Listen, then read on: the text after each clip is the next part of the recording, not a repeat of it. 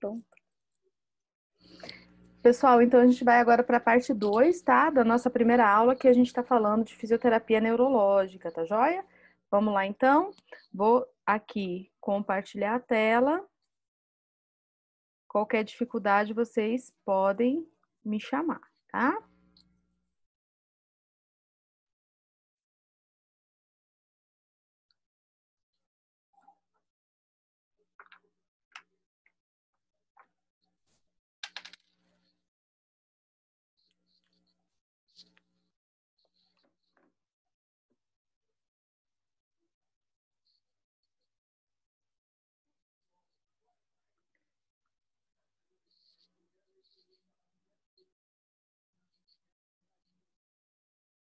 Pronto, pessoal, agora foi, né? Então, a gente vai retomar, tá? Doenças principais, doenças que mais caem, aspectos principais dessas doenças. Tranquilo?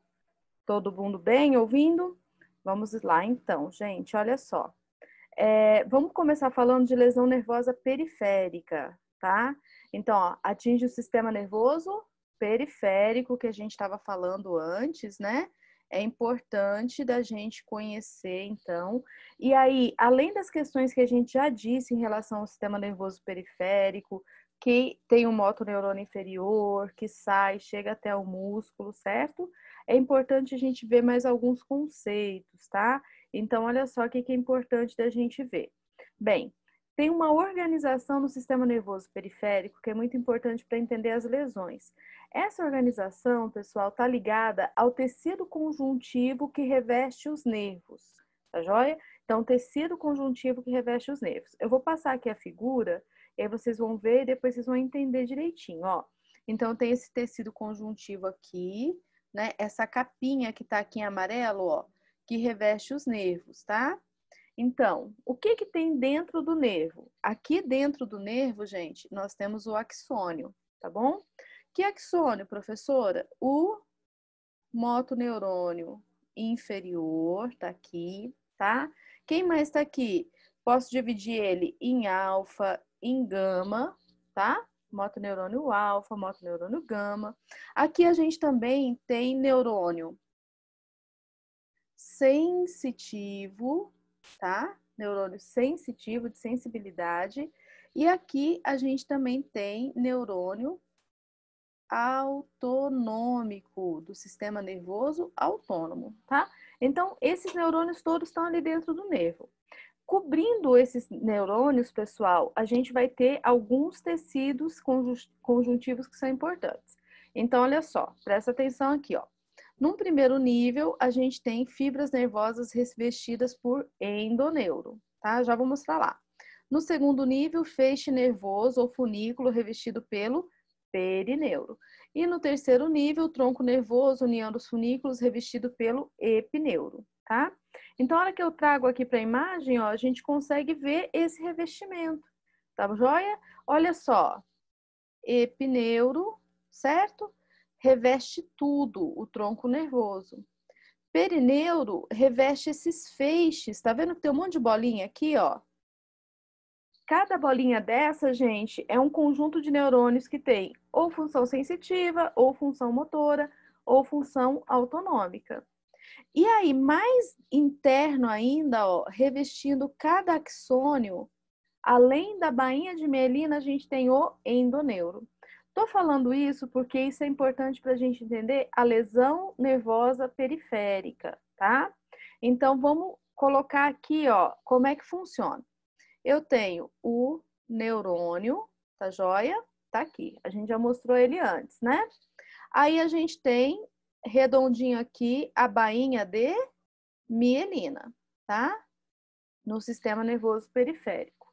E aí, pessoal, ao redor da bainha de mielina, em volta da bainha de mielina, a gente tem ainda uma estrutura que cobre, que é o tecido conjuntivo que eu acabei de apresentar para vocês, que é o endoneuro, tá joia? Que é o endoneuro, certo? Ah, professora, mas ainda tem mais, né? Aí junto um monte de fibra, tem o perineuro, aí junto um monte de fibra, tem o epineuro, certo? Beleza. Por que você está falando isso? Porque aí a gente vem com as lesões e a gente tem que saber essas estruturas. Essas lesões caem muito em prova de concurso, tá bom? Caem muito mesmo. Então, vamos lá. A gente tem 3 níveis de lesão, tá bom? O primeiro nível que eu vou falar é a neuropraxia. Olha que interessante. Não existe perda da continuidade axonal entre o neurônio e o músculo. Porque assim, ó, nessa figura aqui, ó, esse neurônio tá lá chegando no músculo, tá bom? Então, não tem perda de continuidade neural. Continua ali a fibra. O que que acontece, então? Ocorre interrupção da condução nervosa, bloqueio da condução por uma lesão exclusiva na bainha de mielina do nervo. Tá joia? Então, vou voltar aqui, pessoal. Onde aconteceu a lesão? Aqui, ó, na bainha de mielina, só. Fez a lesão lá nas células de Schwann, tá? Então, essa é uma lesão, gente, leve, tá joia? Prognóstico bom, favorável. É uma lesão que muitas vezes a gente vê nos livros que fala assim, que recupera em 3, 4 meses, tá bom?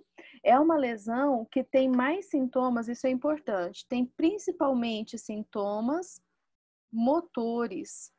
Por quê? Porque os nervos motores têm a bainha de mielina maior. Então, eles estão sujeitos mais à lesão, né? Aquelas fibras motoras. E aí tem mais sintomas motores. Se eu passar aqui, ó, essa aqui é a neuropraxia, desenho bonitinho aqui, né? A lesão está acontecendo onde, gente? Lesão exclusiva da bainha de mielina, beleza? Continuando então, tá? Vamos ler aqui direitinho, ó. Dependendo do tipo e intensidade do trauma que sofre o nervo, dividimos a lesão nervosa em diferentes grupos. Então, primeiro grupo, neuropraxia. Ocorre uma alteração da mielina sem perda da continuidade do nervo. O axônio está intacto. Não ocorre degeneração, tá? Aquele neurônio, aquele axônio não degenera. O mecanismo pode ser uma contusão, uma compressão, é o mais comum. O comprometimento é motor, considerando-se as sensações e as reações autonômicas. Então, isso aqui cai muito na prova, gente. Neuropraxia, lesão leve, bainha de mielina, comprometimento principalmente motor. Pode-se recuperar a função em 2 meses. A literatura fala 3, 4, algumas literaturas falam 1 mês, tá? Então, para facilitar aqui, ó, neurônio normal que eu tinha desenhado para vocês, certo? Aí eu tenho aqui uma neuropraxia, lesão, tá aqui, ó, lesão da bainha de mielina. Esse branquinho que tá aqui dentro, gente, ó, que eu tô pintando de vermelho, é o axônio. Se vocês acompanharem tudo, vocês vão ver que o axônio tá preservado, tá joia? Então, a lesão, bainha de mielina. Vamos para o segundo tipo. O segundo tipo é a axônio-timese. Então, ó, presta atenção nos detalhes, tá? A lesão acomete os axônios dos nervos, com preservação da continuidade do endoneuro. Por isso que eu falei do endoneuro primeiro. Aqui, gente, a capinha de revestimento tá preservada. Mas ocorre uma reação em 2 fases. A primeira fase envolve a desintegração do axônio. Então, ó, lesionou o axônio e a baía de mielina. Essa desintegração, gente, da parte que lesionou, se chama degeneração valeriana, tá? Então, o que é degeneração valeriana? É a morte desse axônio, é a desintegração desse axônio que teve a lesão. A segunda fase da reação, processo de regeneração, chamado de reinervação, tá? Que vai ser a recuperação nervosa. Então, gente, na axoniotimese, eu já tenho que entender o quê? Olha aqui na figura o que está acontecendo. A lesão é mais grave, lesionou a bainha de mielina, mas também lesionou o axônio. Nessa parte aqui, ó, do nervo, tá? Que tá para lá da lesão, ocorre a chamada degeneração valeriana, ou seja, essa parte aqui ela se desintegra. Mas o que permanece ali dentro? O que permanece ali dentro, desculpa, o que permanece preservado? O que permanece preservado é o endoneuro, o revestimento. Isso é bom, gente, porque eu falei lá no começo da aula para vocês. Se o axônio lesiona, ele pode se recuperar.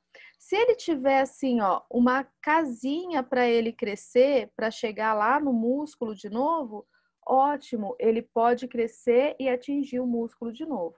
Só que é uma lesão mais grave, né? Porque não é só bainha de mielina, é bainha de mielina e axônio, tá? Então vamos lá, ó. Axonitimese. É uma lesão mais grave que a neuropraxia.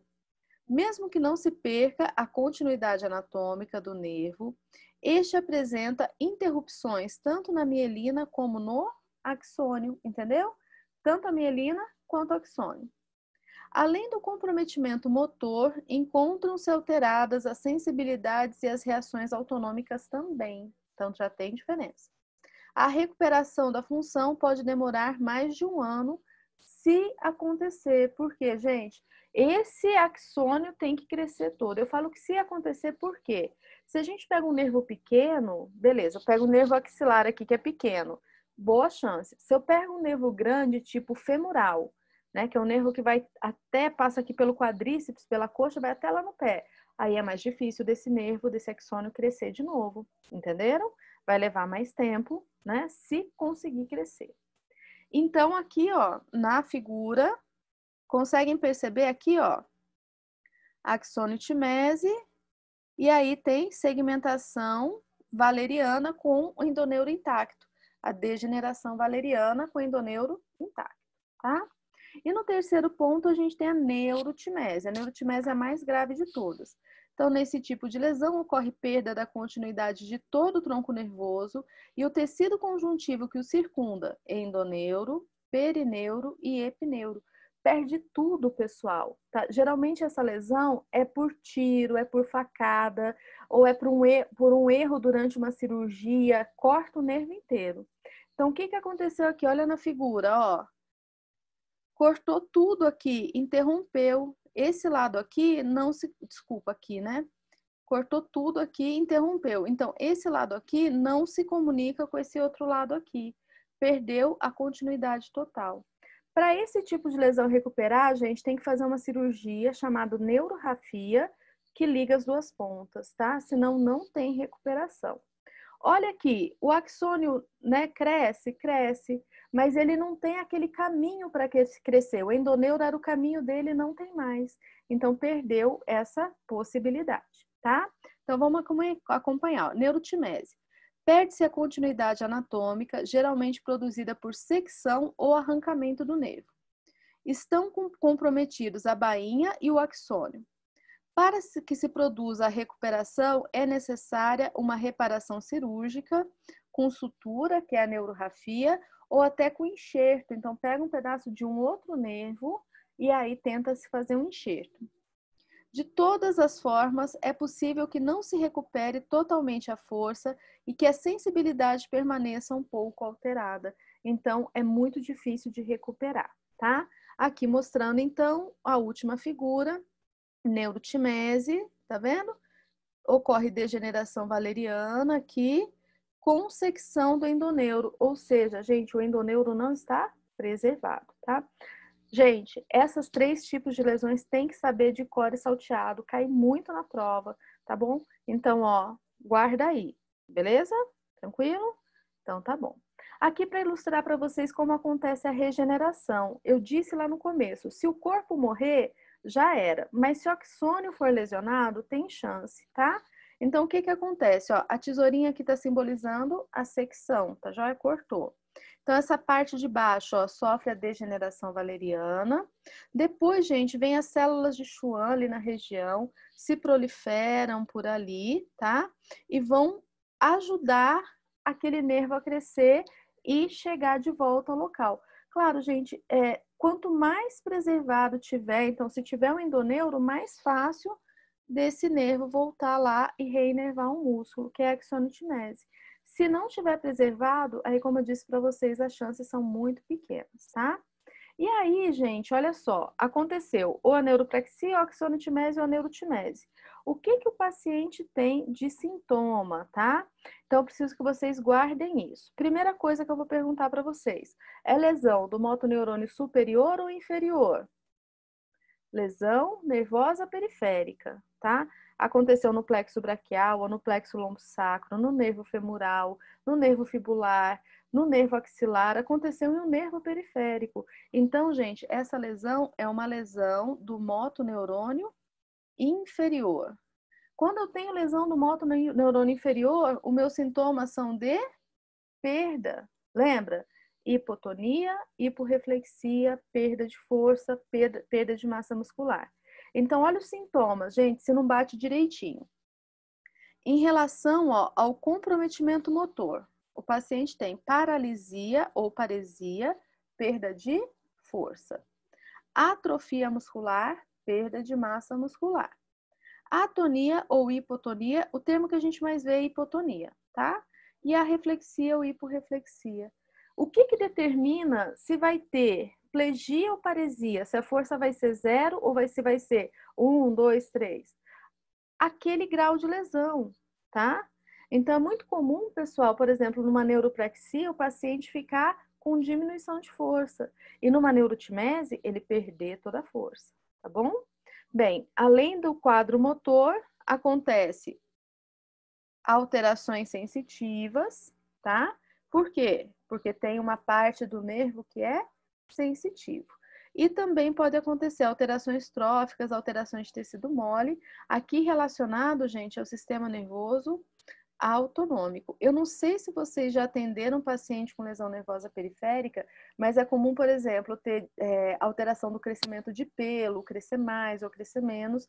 São coisas, né? São reações ligadas ao sistema nervoso autonômico, tá? Então, olha só o que a gente tem aqui. Esse aqui é um quadro típico de lesão nervosa periférica grave, tá joia? Perda de força, né? Ele não consegue fazer o movimento, perda da massa muscular, olha como um braço é bem mais fino que o outro. Isso é atrofia, tá, pessoal? Então, vai ter essa diferença e vai perder a sensibilidade também, ok? Bem, além dessas características que eu falei para vocês, tem duas lesões que são muito frequentes nas provas de concurso, que são a paralisia de Ebbe-Duchenne e a paralisia de Klumpke, que envolvem o plexo braquial, tá? Então, vamos entender?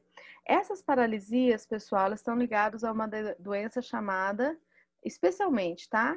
Nessa doença, PBO, que é a paralisia braquial obstétrica, lesão aqui do plexo, tá? Paralisia de Erbe-Duchenne, o que eu tenho que saber? Atinge o tronco superior, raízes C5 e C6. Músculos, tá? Músculos atingidos. Músculos C5 e C6, gente, são músculos proximais. Então, que está aqui pertinho na articulação do ombro. Então, ó, supra, infraespinhal, deltoide, bíceps, redondo menor, bráquio radial já desceu um pouquinho, extensor radial, longo e curto do carpo e supinador. São os principais músculos atingidos. E o que o paciente vai apresentar? Então, o bracinho fica assim, ó, braço aduzido e rodado medialmente, cotovelo estendido e dedo das mãos fletidas, que é a característica que ele tem, tá? Então, muito comum como um quadro ligado à paralisia braquial obstétrica, beleza? Raízes C5 e C6. Algumas literaturas, gente, colocam também C7, mas o mais comum da gente ver é C5, C6. Depois a gente tem a outra lesão típica, que é a paralisia de Klumpke. Na paralisia de Klumpke, atinge as raízes C8 e T1. Raiz C8 e T1, gente, inerva principalmente mão. Então, C5 e C6 aqui em cima, C8 e T1 aqui embaixo, tá? Atinge principalmente musculatura da mão, costuma ter um pior prognóstico, porque quando acontece essa lesão ligada a PBO, muitas vezes as raízes C8 e C1 elas são arrancadas da medula. Elas saem da medula, não saem, então elas são arrancadas da medula, tá joia? Então, olha só, o que eu tenho que guardar aqui? A classificação, neuropraxia, axonotimese e neurotimese, lesão de Erbe-Duchenne, lesão de Klumpke, beleza? De paralisia, de lesão nervosa periférica, pessoal, isso é o que cai principalmente. Gente, não dá tempo de eu fazer toda a aula de plexo braquial e de plexo lombo-sacro. É aqui que eu vou deixar o link para vocês dos vídeos que estão disponíveis gratuitamente no YouTube, aula comigo, tá? Para você, quem precisar ver tudo, ver, tá joia? Eu vou deixar depois lá para vocês no grupo. Vamos seguir, tá bom? Se quiserem interromper, interrompam, beleza? Esclerose lateral amiotrófica. Então, é uma outra doença que aparece muito nas provas de concurso, tá joia? Então, assim, analisando aquelas questões todas, né, que eu passei o material para vocês, esclerose lateral amiotrófica apareceu bastante, então vamos entender essa doença, tá? Então, olha só. A esclerose lateral amiotrófica é uma doença degenerativa do sistema nervoso que leva à paralisia motora progressiva e irreversível. Gente, coisas para aprender aqui, ó. Eu vou grifar mais forte, tá? Então, ó, degenerativa. Uma doença degenerativa é aquela que começa e progride de forma inexorável, ela só vai piorar, tá bom? É uma doença do sistema nervoso, ok? Vai atingir tanto o sistema nervoso central como o periférico, tá bom? Por quê, gente? Ela é uma doença, anotem aí, por favor. Ela é uma doença de motoneurônio. Então, a gente não tem o motoneurônio superior e inferior? Esclerose lateral amiotrófica é uma doença de motoneurônio, tá? Superior e inferior. Especificamente é isso que a gente tem. É uma doença de motoneurônio. Tá joia? Tranquilo? Então, vamos lá, tá? Olha só. Ela é motora, é de motoneurônio. Ela é motora, progressiva e irreversível. Doença degenerativa, começou, só progride, é irreversível, não tem cura, tá? Então, para uma frasezinha aqui para ajudar, né? Esclerose, endurecimento e cicatrização da área degenerada. Lateral, endurecimento na porção lateral da medula. Amiotrófica, fraqueza que resulta em atrofia muscular. A gente pode fazer essa relação, tá? Olha só, gente, confirmando o que eu disse. Ocorre degeneração, ó, de motoneurônio inferior, do tronco encefálico e da medula espinhal, e com a progressão, a doença também atinge o motoneurônio superior. Então, tô grifando aqui bem forte, porque é uma doença de motoneurônio, tá? À medida que vocês forem respondendo as questões, vocês vão ver que tudo isso aqui aparece na prova, tá? Bem, a etiologia, a maior parte dos casos são esporádicos, não tem nenhuma relação genética conhecida e alguns casos vão ter uma relação genética, tá? A gente tem uma classificação para a esclerose lateral amiotrófica que é importante. Então, olha só, a gente tem alguns subtipos. Acompanhe aqui. Primeiro subtipo que a gente tem aqui, ó, a paralisia bulbar progressiva, chamada forma bulbar. O segundo, atrofia muscular progressiva espinhal. E o terceiro, esclerose lateral forma dos motoneurônios superiores, tá? Então, vamos falar aqui da primeira, tá, gente? Pessoal, tranquilo? Área, trato córticos bulbares, núcleos motores do tronco cerebral são mais afetados. Sintomas principais, disartria, disfagia, fraqueza, desgaste da língua e da face. É o que acomete primeiro, pessoal, tá? Então, tem essa característica, ela tende a progredir posteriormente. No segundo tipo aqui, atrofia muscular progressiva espinhal, atinge principalmente no motoneurônio inferior, na medula espinhal e às vezes no tronco cerebral. Acentuado desgaste muscular dos membros e tronco e às vezes músculos bulbares. Então, nesse segundo tipo, vai ter mais sintoma periférico, mais nos membros inicialmente. E o terceiro tipo é a esclerose lateral primária, na forma de atingir o motoneurônio superior. Ocorre destruição dos neurônios corticais, pode afetar os dois, córtico espinhal e córtico bulbar, com paralisia espástica progressiva. Então, pessoal, a gente pode ter o paciente com atingindo mais o inferior, o paciente atingindo mais o superior e o paciente atingindo predominantemente bulbo e dando sintoma aqui, né, de nervos cranianos, tá bom? Então, só para a gente entender. Termos técnicos. Disartria é uma dificuldade de fala, disfagia, dificuldade de deglutição, ok? Beleza? Rapidinho, Mara. Pode falar. É uma evolução ou são tipos mesmo? São tipos, mas todas são progressivas. mas aquelas que Ah, tá. começam primeiro atingindo mais determinada região, tá? Tá. Mas Tá. elas são progressivas, acaba que se espalha por tudo. Tá bom, obrigada. Imagina. Vamos lá, pessoal. Então, continuando, tá? Frisando as partes principais. Então, degeneração dos neurônios motores superiores e inferiores, tá? Atingindo tratos córticos espinhais e córticos bulbares, então ligados aos nervos, né? Espinhais, periféricos e aos nervos cranianos, tá joia? Ó, nervos cranianos e espinhais. A atrofia muscular e espasticidade acontecem, a paralisia acontece, a disartria, que é a dificuldade de articular a palavra. A pessoa fala, a disartria é a fala do bêbado, tá? A disfagia, que é a dificuldade de deglutição, evoluindo geralmente para insuficiência respiratória. Acaba atingindo os músculos respiratórios também, atinge neurônio motor, vai repercutir lá no músculo, né, gente? E aí, esse paciente progride muitas vezes com a necessidade de ventilação não invasiva e de ventilação invasiva, tá? Nos concursos, gente, cai muito essa relação, e aí a gente vai fazer muito relação com uma doença neuromuscular.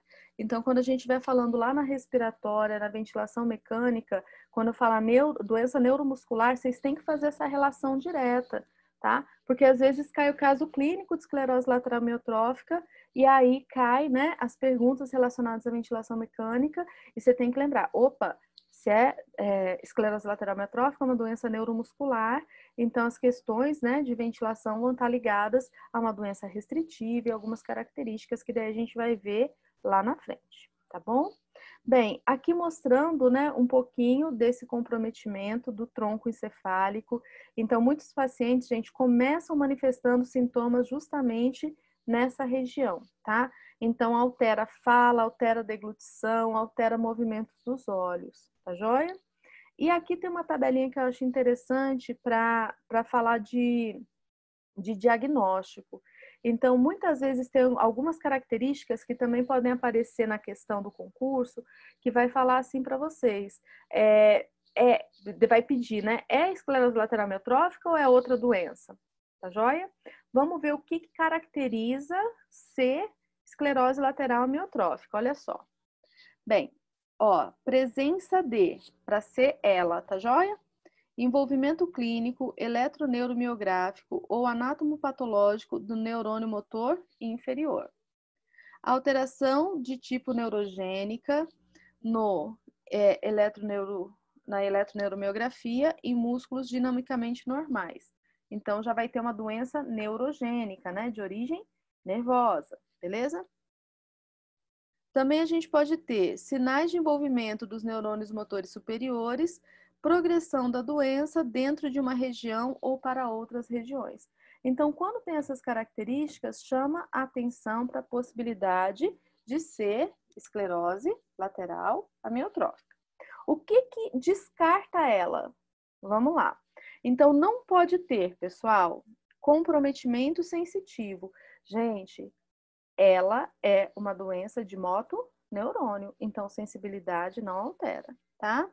Comprometimento autonômico é uma doença de motoneurônio, então sistema nervoso autônomo não compromete. Evidência eletrofisiológica ou patológica de outro processo que poderia explicar o sinal de envolvimento, né, do motoneurônio. Alteração em exames de neuroimagem e outras doenças que poderiam explicar os achados clínicos. Por quê? Se aparecer, por exemplo, apareceu lá placas endurecidas, tal, sinal de esclerose múltipla, descarta esclerose lateral amiotrófica, tá? Então, o que eu acho mais interessante, pessoal, é vocês prestarem bastante atenção nessa coisa do sensitivo, porque isso pode fazer um diferencial na hora da prova, tá? Aqui, né, sintomas principais, motores, espasticidade, reflexos patológicos, hiperreflexia, né, no motoneurônio superior. No inferior, atrofia muscular, fasciculações, hiporreflexia, hipotonia e cãibras. Tudo isso pode ser misturado, gente, porque afeta os dois. Como a gente viu ali atrás, pode começar mais por um ou por outro. Então, a gente tem que tá atento a essa possibilidade, né? De aparecer nas provas mais sintomas do motoneurônio superior ou mais do motoneurônio inferior, ou até a questão da região do bulbo, tá? Então, paralisia pseudobulbar, disartria, disfagia, cialorreia, que é a salivação. A paralisia pseudobulbar, gente, está ligada à dificuldade de coordenação dos movimentos dos olhos, dificuldade de coordenação dos músculos da face, da deglutição, tá joia? Bem, esses pontos são importantes. Agora vem um ponto que é importantíssimo, porque ele é o mais difícil, vamos dizer assim, da esclerose lateral e que mais cai nas provas, tá? Que são os estágios, tá joia? Então, presta atenção aqui, gente. Esses estágios, eles vão do estágio 1 até o estágio 6, tá? A dica é, o estágio 1 é o mais independente e o estágio 6 é o mais dependente. E aí, no meio, a doença vai progredindo, tá bom? Mas se aparece lá um caso que o paciente tem estágio 5, o que vai te indicar? Que está mais próximo da dependência. Se é um paciente que tem lá 2, né, até 3, ele está mais próximo da independência. Então, isso pode te ajudar também na hora da prova, tá? Mas vamos ver direitinho quais são esses estágios. Eu vou falar, vou depois mostrar um quadrinho que resume, tá bom? Ó, estágio 1. Característica: independência funcional preservada, fraqueza muscular com mudança na resistência, né? Então, tem fraqueza muscular, mas mudança na resistência, então grau 4, tá joia? Apoio psicológico e continuidade das atividades físicas normais é recomendado. Fase inicial da doença, tá? Estágio 2. Características: envolvimento da musculatura distal, sendo indicado, em alguns casos, o uso de órteses, então já se espalha mais. São mantidas as mesmas condutas do estágio 1, né, o acompanhamento, acrescentando o condicionamento cardiopulmonar e neuromuscular e o treinamento físico funcional. Então, começa-se, né, a treinar mais condicionamento, muitas vezes com o uso do ciclo ergômetro, por exemplo, com atividades funcionais, como senta e levanta, exercícios de caminhada, de subir e descer escadas, tá? Aqui no caso, pessoal, é claro que não vai ter restrição de exercício extrema, tipo, não pode fazer nada. Mas também a gente não vai poder sobrecarregar essa musculatura, tá? Então, não vai fazer musculação, mas não tem contraindicação de falar assim, ah, não, tá contraindicado fazer qualquer tipo de exercício, tá? Estágio 3, característica, limitação funcional moderada, maior suscetibilidade à fadiga. Então, aqui um sintoma importante.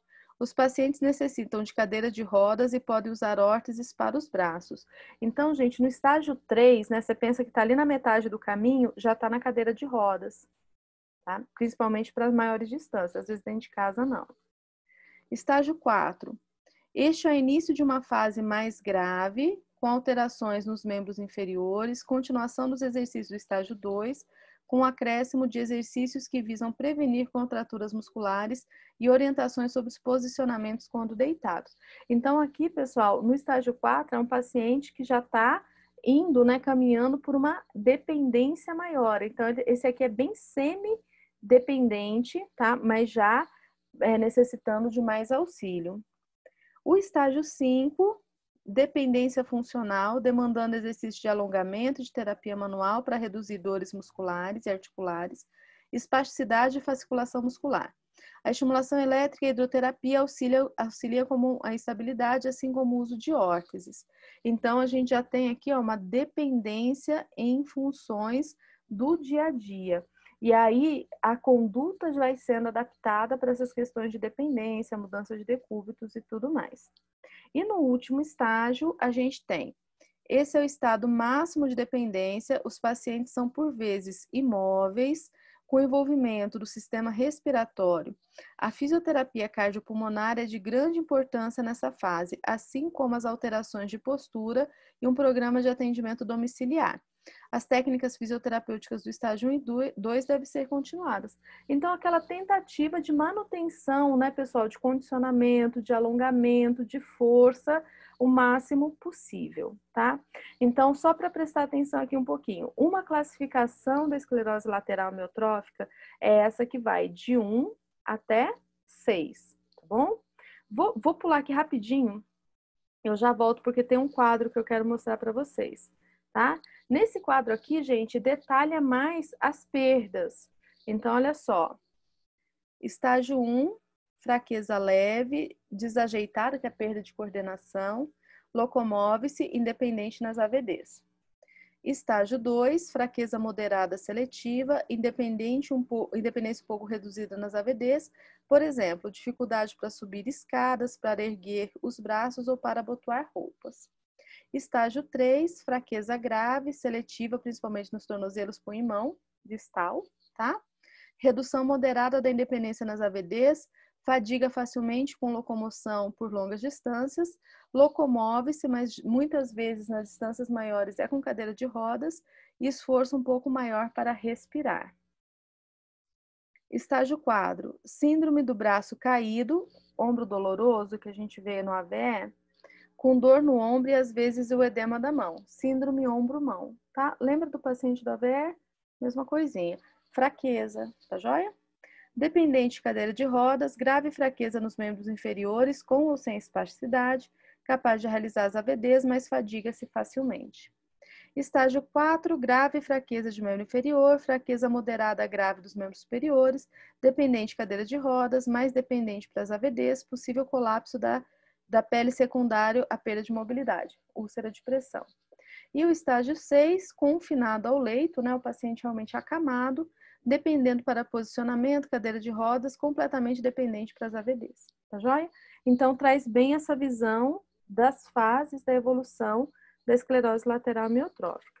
E aqui eu trouxe uma outra classificação que tem, pessoal, que é o do independente, tá, desculpa, passou mais do que eu queria, vamos lá, peraí, aqui, ó. Independente, semi-independente e dependente. E aí, por que eu trouxe essa outra classificação?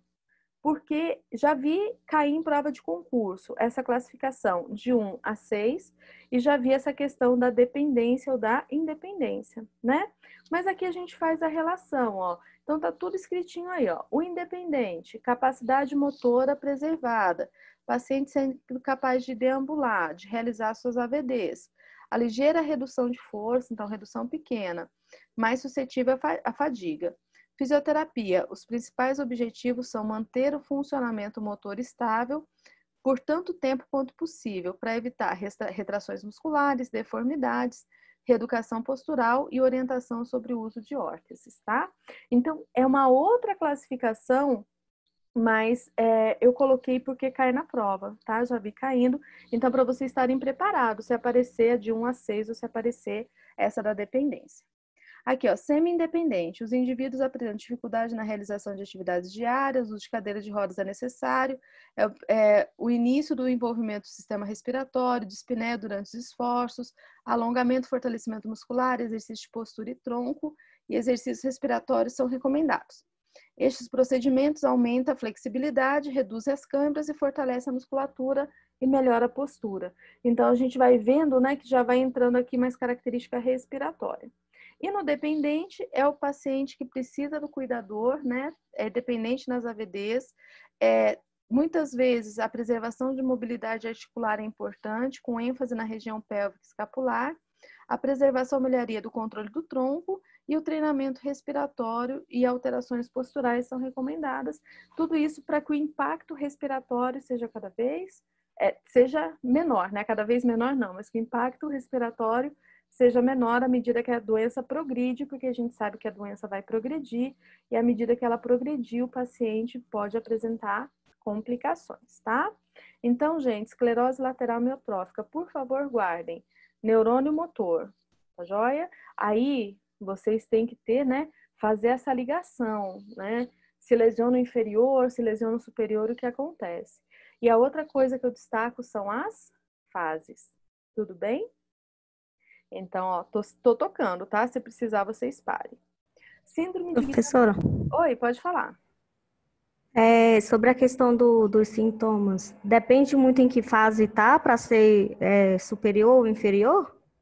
Não, Ou depende mais. independe? Não, depende mais disso aqui, ó. Quer ver? Eu vou colocar aqui que vai. é, Opa, deixa eu só voltando aqui. Volta. Aqui. Depende mais desses sintomas. Opa, aí, parou. Desses sintomas aqui, ó. No inferior é perda. Lembra? Os sintomas de motoneurônio inferior são de perda. Atrofia, Aham. hipotrofia, hipotonia. No superior, os sintomas são daquele aumento, ó, espasticidade, reflexo patológico e hiperreflexia. Então, a característica que vai chamar mais atenção. Das fases, o que vai chamar mais atenção é justamente a dependência, né? O quanto ele vai progredindo, ficando cada vez mais dependente. Então, quando cai as fases, pessoal, eles vão colocar, por exemplo, o paciente, aqui, ó, tá no 2, com envolvimento da musculatura distal, que consegue realizar atividades, mas tem... Deixa eu colocar lá naquele quadrinho que tá melhor. Que consegue realizar atividades, mas precisa de ajuda. Aqui, né? Então, fraqueza moderada, por exemplo, cai. Independente, mas precisa de ajuda para subir escada, tal. E aí pede para você identificar em que fase tá. Para facilitar isso, para não ter que decorar tudo, tenta sempre fazer relação, que quanto mais perto do 1, mais independente, quanto mais perto do 6, mais dependente, e bem no meio, no 3, já começa a usar cadeira de rodas, tá? Que às vezes facilita na hora de interpretar a questão. Beleza? Ok, então. Tá joia. Mais alguma pergunta, pessoal? Então tá bom. Vou tocar, tá? Síndrome de Guillain-Barré, tá? Então, a síndrome de Guillain-Barré é uma doença também que aparece com frequência. O que acontece na Guillain-Barré? Ela é diferente completamente da esclerose lateral amiotrófica, gente. Ela é uma doença de motoneurônio inferior apenas, tá bom? Não atinge motoneurônio superior. Mais especificamente, gente, ela é uma doença que eu vou desenhar aqui rapidinho, ó. Aqui. É uma doença que atinge, ó, bainha de mielina, tá? Então, é uma doença que já tem outra característica, certo? O nome dela direitinho é uma polirradiculoneuropatia inflamatória aguda. Então, tem um processo, né, de inflamação, uma doença aguda que atinge as raízes nervosas. É bastante frequente, tá? Isso aqui vocês têm que guardar. Guillain-Barré tende à regressão, o paciente tende a melhorar.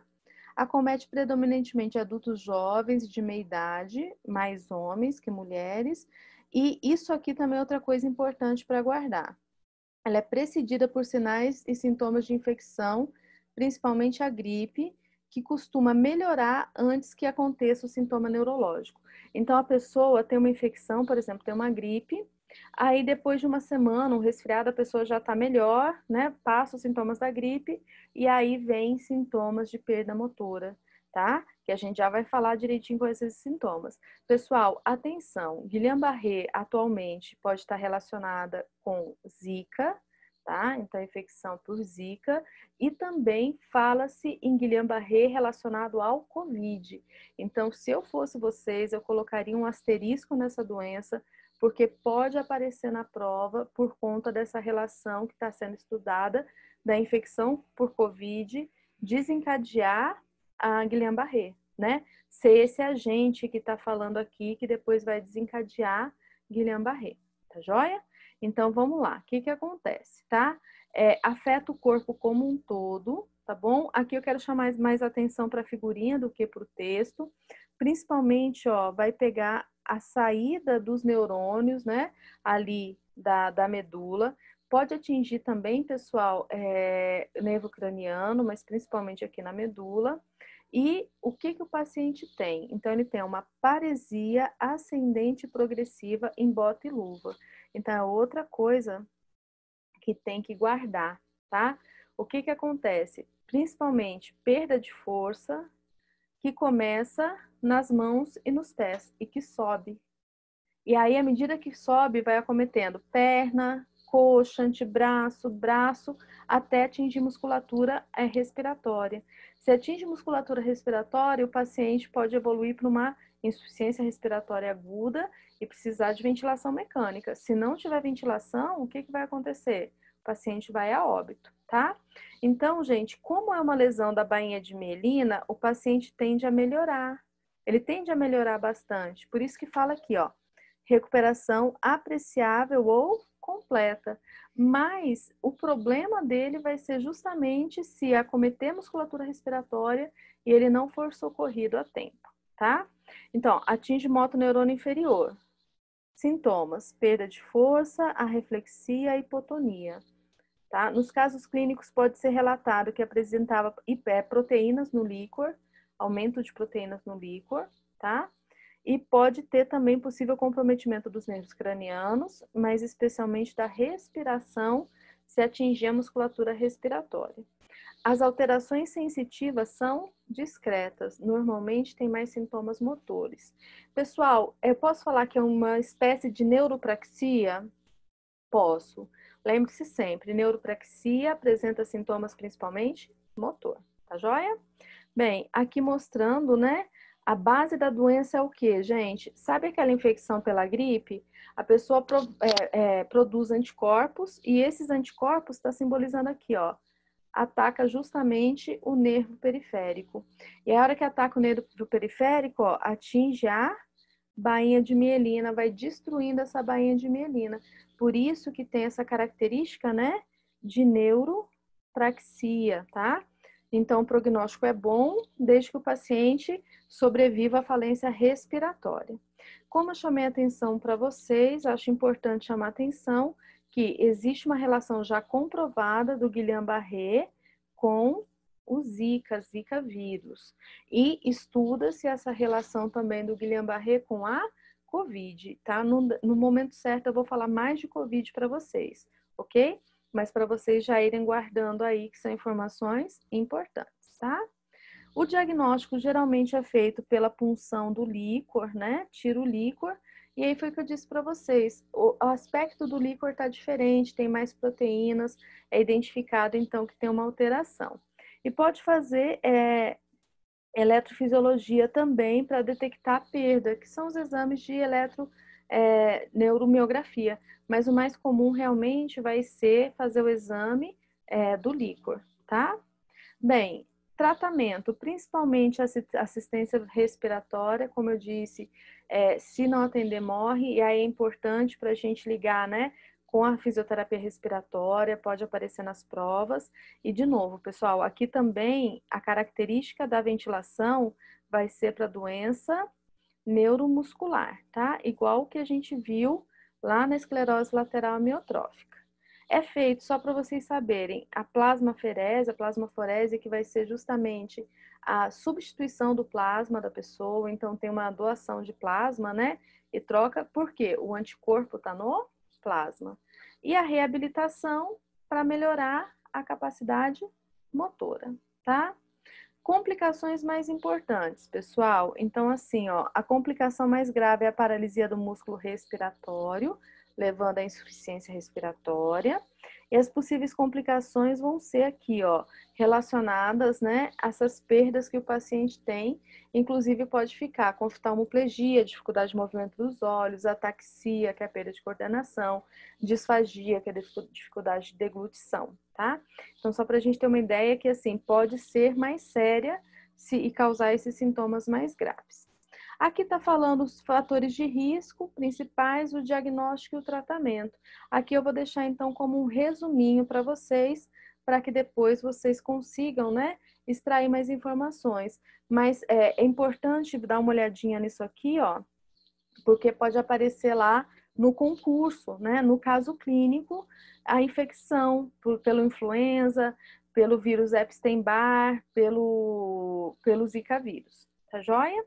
Pessoal, basicamente, Guillain-Barré é isso. O que eu tenho que guardar, professora? É uma doença do nervo. O que eu tenho? Neuropraxia, paralisia ascendente, em bota e luva. Começa a mão e pé e sobe, tá? Atingiu musculatura respiratória, precisa de assistência ventilatória. Tudo bem? Se tiverem perguntas, pode fazer. Porque de Guillain-Barré era isso, tá? Então, vou tocar. Pessoal, na sequência, eu vou falar para vocês de TRM. Só que eu vou chamar a atenção para outra coisa, né? Eu já ilustrei para vocês, a gente não consegue falar de tudo. Então, assim, tem 2 vídeos muito legais, meus mesmo, no YouTube, que fala direitinho de toda a lesão medular e toda a avaliação da ASIA. Então, depois eu vou colocar o link para vocês no grupo e eu peço muito que vocês assistam esse vídeo, tá? E daí eu selecionei aqui para a gente falar de uma outra característica da lesão medular, que são as síndromes medulares. Porque lá já tem toda essa explicação, são aulas mais longas, então eu podia dar, né? Honestamente, podia dar 2, 3 horas de aula só daquelas questões de lesão medular de ASIA, tá? Então, vou deixar vocês assistirem um vídeo. Se tiverem dúvida, vocês vão tirar dúvida comigo, tá bom? Combinado? E aqui, então, eu selecionei para a gente falar das síndromes medulares, que é outra doença, né? Outra característica que pode aparecer nas provas, tá? Então, para eu falar de síndromes medulares, eu tenho que relembrar a medula. Essa aqui, imagem que vocês estão vendo, né? É a medula, tá joia? Então, na medula, pessoal, a gente tem aqui dentro, ó, substância cinzenta, aqui fora, substância branca, tá? A gente tem, né, aqui uma divisão central na medula. Tudo que tem do lado direito, eu tenho do lado esquerdo, tá? É espelhado. Também tenho que lembrar o seguinte, ó, da medula saem os nervos. Aqui na frente sai, né, a raiz ventral. Esses nervos aqui em azulzinho, gente, são nervos motores, tá? Movimento. E aqui atrás, a raiz dorsal, esses nervos aqui atrás são nervos que são sensitivos, tá joia? Então, outra coisa que a gente tem que lembrar da medula. E aqui também, eu gosto muito dessa figura que ela mostra o seguinte, ó, as raízes que saem da medula. Então, saiu aqui, não saiu, ó? Uma raiz sensitiva, uma raiz motora, saiu. E aí, pessoal, a hora que a gente olha nessa imagem, ó, tá vendo esses risquinhos aqui? São as raízes que saem, ó, cervicais, torácicas, lombares e sacrais, tá? Então, tudo isso eu tenho que me lembrar em relação à medula para que eu consiga entender as lesões, tá joia? Aqui, pessoal, o que que eu tenho? Dentro, substância cinzenta. Então, é o H ou borboleta, tá vendo aqui? Essa é a substância cinzenta, tá? Aqui na frente, motor. Aqui atrás, sensitivo. Não esqueçam disso, isso não muda, tá bom? E aqui do lado de fora, a substância branca. Aí na substância branca, pessoal, são os tratos, né, e fascículos, aquelas vias que sobem, que descem. Lembra que a gente falou aferente e eferente? Então, a gente tem, ó, por exemplo, aqui o trato córtico espinhal, que a gente já destacou, né, que é a via piramidal. Ó, tem o retículo espinhal, rubro espinhal, vestíbulo espinhal, tudo descendente. Daí você fala assim, professora, como é que você sabe que é descendente? Olha o nome dele, gente, córtico espinhal. Começou onde? No córtex e terminou na medula. Vocês vão ver que todos eles, né, os descendentes são assim.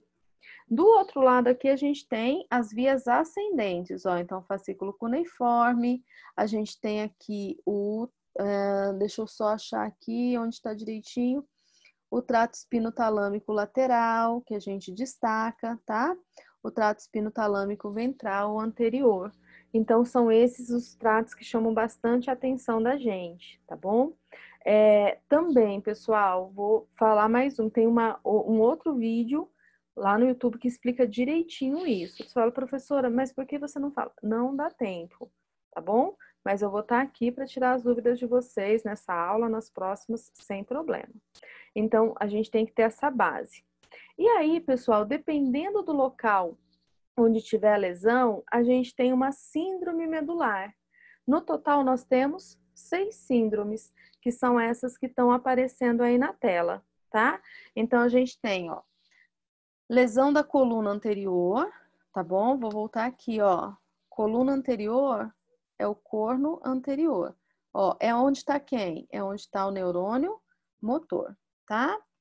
A gente tem síndrome medular posterior, Síndrome medular posterior, gente, pega essa região aqui, ó.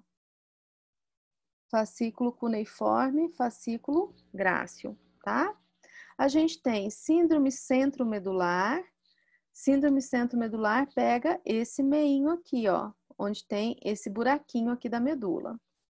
A gente tem a síndrome de Brown-Sequard. A síndrome de Brown-Sequard pega metade da medula, toda uma metade.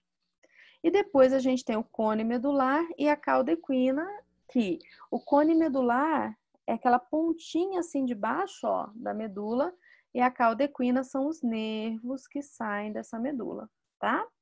Bem, essas são as síndromes que a gente deve conhecer, beleza? Então vamos lá, gente. Lesão da coluna anterior, tá? O que você tem que saber? Principal doença ligada é a poliomielite, mas também posso falar da esclerose lateral amiotrófica, que a gente já acabou de falar, só que a esclerose lateral amiotrófica não pega só embaixo, né? Pega embaixo e pega em cima. Então, a poliomielite é melhor para ilustrar. Destruição dos neurônios motores da coluna anterior, ou seja, do motoneurônio inferior. Se teve lesão do motoneurônio inferior, me ajuda aí, qual que vai ser o sintoma? Fraqueza, hipotonia, hiporreflexia. Onde vai acontecer? Vai depender da região que for lesionada, pessoal. Então, por exemplo, vou dar o exemplo que é o mais comum, tá? Se pegar raízes L2, L3 e L4, são aquelas raízes que saem da medula, atinge, por exemplo, a região do quadríceps, principalmente. Então, talvez, se vocês procurarem na internet, vocês vão encontrar imagens de pessoas com paralisia, com poliomielite, né, paralisia infantil, que tem principalmente essa região atingida, tá bom? Então, é bem assim, gente, relação direta, tá? O que eu tenho que guardar, professora? Coluna anterior, motoneurônio inferior. Aí o resto, você já sabe. Medular posterior. Medular posterior pega essa região aqui de trás, ó, que eu disse para vocês, onde está o fascículo grácil e o fascículo cuneiforme. Gente, o fascículo grácil e o fascículo cuneiforme, eles fazem o quê? Eles levam informações de uma sensibilidade especial, ó. Propriocepção consciente, tato epicrítico, sensibilidade vibratória e estereognosia. Então, se a pessoa tiver lesão no fascículo posterior, né, nessa região, no funículo posterior, ela vai ter quais sintomas? Perda da propriocepção consciente. Então, assim, propriocepção consciente, saber onde está seu corpo no espaço, se o braço está aberto, se o braço está fechado, tá? Tato epicrítico é um tato fino, aquele que a gente localiza um pontinho e fala, está no meio do meu antebraço. Sensibilidade vibratória, vibração do celular, por exemplo. Estereognosia é reconhecer o objeto com o olho fechado. Então, a pessoa está com o olho fechado e palpa o objeto e reconhece, tá? Então, lesionou essa região, os sintomas são esses, tá bom? E aí, pessoal, o que o paciente acontece com esse paciente? Muito por conta da perda da propriocepção consciente, né? O paciente tem muita dificuldade de saber onde está o corpo dele no espaço. Para andar, isso é muito ruim, porque quando a gente anda, as pernas vão mexendo, não vão? E aí, à medida que a perna mexe, essa informação vai sendo levada lá para o cérebro, né? E a gente vai tendo a resposta da marcha. Esse paciente tem muita dificuldade para andar, tá? Então, ele vai desenvolver um tipo, tá? Se vocês quiserem acrescentar aí, de ataxia, que é uma dificuldade de movimento, de coordenação, de vários movimentos, mas muito típico desse problema na marcha, durante o andar, tá? Bem, na síndrome centromedular, a gente tem uma outra característica, está ligada à seringomielia, que é a dilatação daquele canalzinho da medula, que é o canal de Ependman. Aí eu preciso contar alguma coisa para vocês, ó, tá aqui na figura. Esse canalzinho aqui, gente, quando ele dilata, a primeira estrutura que ele atinge é essa porção aqui, esse trato que está em vermelho. Tá vendo aqui, ó, que cruza bem perto dele? Esse aqui, ó, é o trato espinotalâmico lateral. O trato espinotalâmico lateral, ele conduz, né, informações de temperatura e de dor. Então, se ele tem, né, se ele leva essas informações de temperatura e dor, o que que vai acontecer se ele for lesionado? Perda de sensibilidade térmica e dolorosa. Normalmente acontece nos dois lados, né? Porque o canalzinho de lata pega os dois tratos, estão cruzando ali do lado, tá joia? E tá muito ligada, pessoal, ao... Vou anotar aqui, ó, que cai mais nas provas. Trauma em chicote, tá? Então, quando bate o carro, por exemplo, faz esse movimento assim, a pessoa, se ela não fizer uma lesão, né, de TCE e tal, algumas vezes ela faz uma lesão que vai inchar esse canal da medula e por isso que tem essa relação que cai nas provas, beleza? Bem, então olha só, a gente tem, né, aqui, ó, a característica da seringomielia. Perda da sensibilidade superficial bilateral, simétrica no nível da lesão, tá? Então, vai ter alteração sensitiva superficial, né? Especificamente temperatura e dor, tá? E a profunda preservada. A profunda é aquela do fascículo grácil cuneiforme. Não atingiu ele, né? Então, a gente vai entender que vai ser esse. Agora, claro, gente, se esse canalzinho continuar inchando, pode pegar qualquer área da medula, beleza? Já resumo para vocês. Síndrome de Brown-Séquard, disparado a que mais cai na prova, porque ela é mais difícil de entender. Olha só, nessa síndrome eu tenho lesão da metade da medula. Se eu tenho lesão da metade da medula, sabe o que vai significar? Que de um lado eu tenho um sintoma, de um lado do corpo, do outro lado do corpo eu tenho outro sintoma. E é isso que complica, tá? E eu preciso que vocês aprendam isso. Então, primeiro eu vou falar, vocês podem anotar e decorar, e depois eu vou explicar. Talvez a explicação seja até pior do que decorar, mas vamos lá, tá? Então, ó, no mesmo lado da lesão, o paciente tem paralisia espástica, perda da propriocepção consciente, do tato epicrítico, vibração e estereognosia. Então, por exemplo, gente, desse lado direito foi a lesão, nessa perna aqui, que é a perna direita, tá? Ele tem o quê? Paralisia espástica e perda de propriocepção. É geralmente o que cai, tá? Só que daí você pensa assim, ah, e a perna esquerda dele, professora, tá normal? Não, na perna esquerda, pessoal, ele também tem perda. E ele tem perda principalmente de temperatura e dor. Lembra aquele trato que eu falei para vocês que cruza? Então, ele que vai estar prejudicado, tá? Então, a explicação para isso é justamente isso. Aqui, ó. A gente tem vias que cruzam no bulbo, tá? Que é o fascículo grácil, o fascículo cuneiforme, que é aquela, né? Da propriocepção consciente, da vibração. E o trato córtico espinhal, que é a via piramidal. Então, se cruzou no bulbo, os sintomas é do mesmo lado. A gente tem vias que cruzam na medula, que são o trato espinotalâmico lateral, que é o trato espinotalâmico lateral. Então, se cruzou na medula, o sintoma vai ser do outro lado. E é isso mesmo, gente. O paciente vai estar assim para você avaliar. De um lado, ele perdeu o movimento, tem espasticidade e perdeu propriocepção. Do outro lado, ele perdeu a sensação de temperatura e dor, tá? Basicamente isso por conta dessa lesão. Então, aqui tá mostrando, né? Aqui, ó, foi a lesão, ó, pegou o fascículo grácil, pegou o trato córtico espinhal e pegou também esse espino talâmico, por quê? Porque ele cruza aqui. Então, como ele cruzou, ó, pegou ele. Só que o sintoma vai ser do outro lado, tá? Vou frisar aqui para vocês, ó. Síndrome de Brown-Séquard. Paresia ou paralisia espástica ipsilateral, do mesmo lado da lesão. Hiperreflexia ipsilateral. Perda de sensibilidade proprioceptiva e vibratória ipsilateral. Perda de tato discriminatório ipsilateral, que é aquele tato epicrítico. Perda da sensibilidade termoalgésica contralateral, tá? Gente, então tem que entender isso. De um lado eu tenho sintoma, do outro lado eu tenho outro sintoma. E isso cai demais nas provas, né? Lembre-se sempre, do mesmo lado da lesão, gente, vai pegar o grácil cuneiforme e o trato córtico espinhal. Do outro lado, pega aquele que cruzou, tá? Espero que isso ajude vocês. Se não ajudar, tem que decorar. Essa aqui é a que mais cai. Vamos citar as outras. Cone medular. Cone medular é aquela pontinha da medula, né?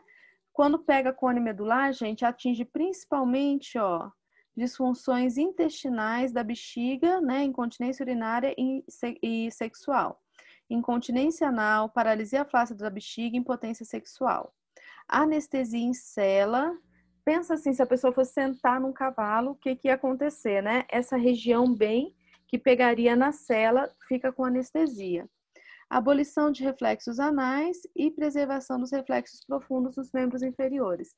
Então, no cone medular, gente, pega bem a região, aqui, ó, S2, S4, que é a região da medula da bexiga.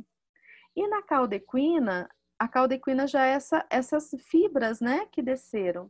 Essas fibras que desceram, ela vai pegar essa região também, né, que vai para a bexiga, tal, que vai para a região anal e tudo mais, e controla sexual também, mas também, gente, pode pegar a região que vai para os músculos, porque essa fibra está saindo aqui e vai lá para o músculo, certo?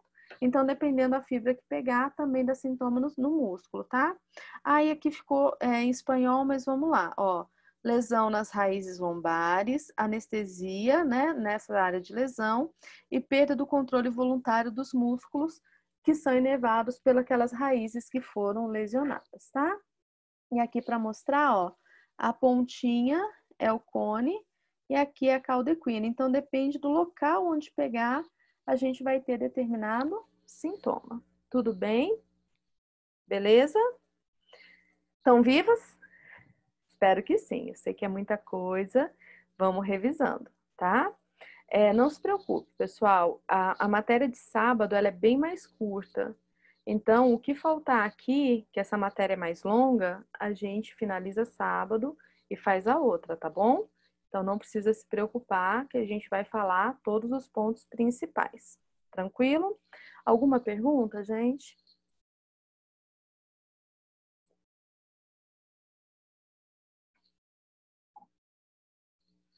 Então, eu vou seguir, tá? Bem, Professora, oi, pode falar. eu acho que a Jéssica quer fazer uma pergunta. Liga o áudio, Jéssica. Ela não tá conseguindo? Eu acho que ela não ligou. Acho que agora ligou. Vê se consegue, Jess. Já estão me ouvindo? Estamos ouvindo, sim. Tá bom. Professora, eu queria saber, por exemplo, no caso da ventilação mecânica, porque é uma coisa. Quando eu fiz a prova, uma prova de residência muito antiga, eles correlacionaram muito com a ventilação mecânica. No caso dos pacientes que você está mostrando agora, dessa fisiologia neuromuscular, eles são restritivos ou obstrutivos crônicos? Doença neuromuscular é restritiva. É uma doença de bomba. Quando eu falo uma doença de bomba, é de bomba respiratória, né? O músculo está fraco. Então, ele não tem a capacidade de puxar o ar, tá? Por isso que causa restrição. A obstrução, normalmente, pessoal, ela tá dentro. Então, você pensa assim, né? Se você tem secreção lá dentro do brônquio, aí você tem obstrução. Se você tem asma, o brônquio faz assim, ó, né? Contrai. Você tem obstrução. Se você tem de fora, é restritiva. Então, doença neuromuscular, porque o músculo não funciona, né? É restritiva. E também escoliose muito grave, é restritiva porque tem alteração de fora da caixa torácica. É uma forma fácil da gente fazer essa relação. Tem algumas doenças que são um pouquinho mais difíceis da gente interpretar, mas essas aí vocês conseguem guardar tranquilo, né? O DPOC tem muita secreção, doença obstrutiva, tá? Então, em geral, uma dica é a obstrutiva tá dentro, a restritiva tá fora, em geral. Ajudou? Porque um dos ajudou. Porque, assim, os músculos, quando eles vão sendo afetados, afeta também o diafragma, né? E o diafragma, como ele funciona essa questão muscular, desce, puxa o ar, e aí Isso. então, O diafragma é o principal músculo respiratório, né? Inspiratório. Então, quando atingir o diafragma, pessoal, seja ali, né, na doença neuromuscular, seja na. Só um pouquinho aqui. Tá. Seja na doença neuromuscular, né, como a esclerose lateral amiotrófica, seja no Guillain-Barré, que sobe rápido e paralisa, quando atingir o diafragma não tem jeito, é ventilação, tá? Quando o diafragma está fraco ainda, a gente vai para a ventilação não invasiva, mas se a incapacidade de ventilatória, né, de inspiração e expiração for muito forte, tem que ser ventilação invasiva, a ventilação mecânica. Não tem jeito. tá, joia, obrigada. Imagina. Aí, só aproveitar que a Laísa tinha perguntado, fasciculações são tremores musculares. Não sei se você já teve assim, que às vezes a pálpebra fica assim tremendo. Então, isso é uma fasciculação, mas calma, tá? Só fasciculação aqui da pálpebra não é doença, tá, gente? Neuromuscular. Às vezes é cansaço, é fadiga, que vocês vão estar a hora que terminar a aula aqui hoje. Vai estar assim, tremendo já, tá? Pessoal, se vocês quiserem aproveitar e fazer mais alguma pergunta, pode fazer. Eu tenho uma dúvida, outra. Uhum. Com relação à neuropraxia, a síndrome do túnel do carpo, compressão do canal de Guion, todas essas são exemplos de neuropraxia? Pode chegar a gerar uma neuropraxia, tá? Então, Ah, assim, tá. vai comprimindo, Aham. à medida que vai comprimindo, vai gerando sintoma. Se a pessoa, né, tratar, né, então imobilizar, fazer o tratamento e tal, esse sintoma pode aliviar e daí não vira. Porque a neuropraxia, você precisa de uma compressão mantida por um tempo. Às vezes, gente, é até uma coisa que parece leve, né? Por exemplo, a pessoa pegou e colocou uma bota apertada, tá? Uma calça apertada e ficou com o tempo lá e gerou a lesão, né? Mas ele precisa desse tempo. Na síndrome do túnel do carpo, ele vai se adaptando, se adaptando, se adaptando, gerando sintomas mais sensitivos, mas pode chegar um momento que o paciente perde força, aí você já entende que a lesão já está numa neuropraxia. Isso também acontece Tá ótimo. nos outros nervos. Tá ótimo. Pode falar. Professora, eu tenho uma pergunta também. Em relação à neurotimese. A neurotimese, ela já não acontece mais, não é uma continuidade anatômica. Mas, assim, correlacionando com a neuroplasticidade, eles sempre falam, qual tem neuroplasticidade? Então, a neurotimese não tem nenhuma chance de neuroplasticidade, de Não, plasticidade. A neuropraxia e a axonotimese, elas têm, a neuro... ou não? Ou Peraí não? que falhou o finalzinho da pergunta. Neuropraxia? A neuropraxia e a axonotimese, elas têm condições de neuroplasticidade ou não? Tem. Você lembra uma imagem que eu coloquei que é a regeneração nervosa, que tinha umas célulazinhas de Schwann lá no meio? Isso é neuroplasticidade, tá? Para neuropraxia vai ser até teoricamente, eu falo porque tem casos e casos, mais fácil, porque só vai ter que crescer bainha de mielina, tá? Na Uhum. axonotimese, muitas vezes, vai ter que crescer o axônio e a bainha, mas a célula de Schwann que fica ali em volta, ela ajuda. Então, esse Entendi. brotamento, esse crescimento é neuroplasticidade. Obrigada. Imagina. Professora, Pode falar. seguindo essa linha das dúvidas de neurotimese e neuropraxia, Uhum. traumas rápidos como de uma faca que entra na mão, mas não ocorre o corte do nervo, pode causar uma neuropraxia ou uma axonotimese? Ou só esses traumas que têm uma compressão maior? Tá, então vamos lá. O que que acontece? Assim, geralmente dá pra gente fazer a seguinte relação, ó. Compressão, comprimir, tá? Usei uma mochila muito apertada, pensar no caso que for, neuropraxia. Contusão, levei uma pancada muito forte, teve hematoma, hemorragia, um edema muito extenso, pode fazer axonotimese. Cortou, neurotimese. Aí, por exemplo, fez uma trauma com a faca, tal, não lesionou o nervo, mas, por exemplo, fez uma hemorragia muito grande, fez um processo inflamatório, e aí essa hemorragia, esse processo inflamatório acabaram comprimindo o nervo. Entendeu? Então, Uhum. o processo que está ali em volta pode gerar essa compressão do nervo e acabar levando a uma neuropraxia, uma axonotmese. Pensem, pessoal, já que a gente está falando, na paralisia facial. O que que acontece muitas vezes na paralisia facial, que é a paralisia de Bell? Tem uma infecção, essa infecção, né? Processo inflamatório. Calor, rubor, edema, lembra? Então tem edema. Esse edema comprime o nervo facial e causa neuropraxia. Normalmente é neuropraxia. Entenderam? Então vai depender Aham. desse mecanismo. E aí quando a gente fala compressão, pode ser uma compressão externa.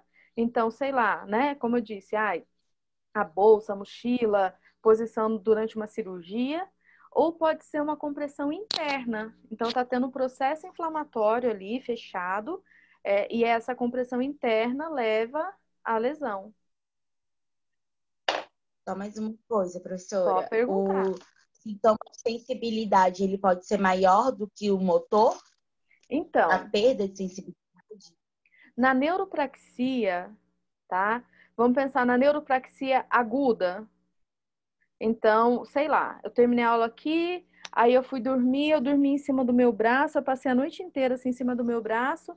No outro dia, eu tive uma neuropraxia. Essa neuropraxia aguda, ela é de sintoma predominantemente motor, tá? Essa aguda. Aí tem o outro lado, que são as síndromes compressivas ligadas, por exemplo, ao nervo mediano, que é a síndrome do carpo, ligada ao canal de Gaio, né? Essas aí, pessoal, à medida que o nervo vai sofrendo, ele vai dando sintoma sensitivo, ele vai te avisando que está com problema. Então, esse sintoma, eu falo que assim, sabe quando a perna dorme? Você ficou com a perna cruzada há muito tempo, a perna dormiu, tá formigando? O que que é isso? Sim. Você causou uma hipóxia no seu nervo e ele dói por quê? Para te avisar assim, ou descruza a perna, porque se continuar, vai virar uma neuropraxia. Aí o sintoma motor vai ser maior. Entendi. Ajudou? Muito. Ah, beleza. Obrigada, Pró. Imagina. Pessoal, querem perguntar mais alguma coisa? Como eu disse para vocês, gente, eu não estou tão preocupada com essa aula hoje, porque a aula de sábado eu deixei de propósito uma parte mais curta, porque eu sei que essa é uma parte mais longa que a gente tem, tá? Assim, eu não estou preocupada que fala assim, não vai dar tempo, eu não vou conseguir, tá bom? Então podem ficar à vontade, pode perguntar, porque o importante aqui também não é só passar todo o conteúdo, mas é vocês entenderem, né? Porque depois, como eu disse para vocês, eu tenho vídeos no YouTube que vocês podem assistir, tá? Qualquer coisa eu gravo o conteúdo aqui para vocês assistirem outra hora. Falar, pessoal, tal conteúdo eu vou gravar e vou disponibilizar para vocês, entenderam? Então não se preocupa com isso. Vamos aproveitar então que a gente parou, vamos fazer um intervalo? Intervalinho de novo, tá? E banheiro, água, tal. E para eu poder dividir esse vídeo, como eu disse para vocês, né? Para depois poder subir, tá? Acho que a Laísa quer falar? Não? Então tá bom. Então deixa eu me localizar aqui. Então, pessoal, vou encerrar a gravação aqui. E aí a mesma coisa, é uns 10, 15 minutos o vídeo sobe e aí eu abro outra sala, tá? E daí a gente vai até meia-noite, é o plano, e no sábado a gente continua, tá bom? Como eu disse para vocês, se precisar também a gente vai criando aí, importante é vocês aprenderem.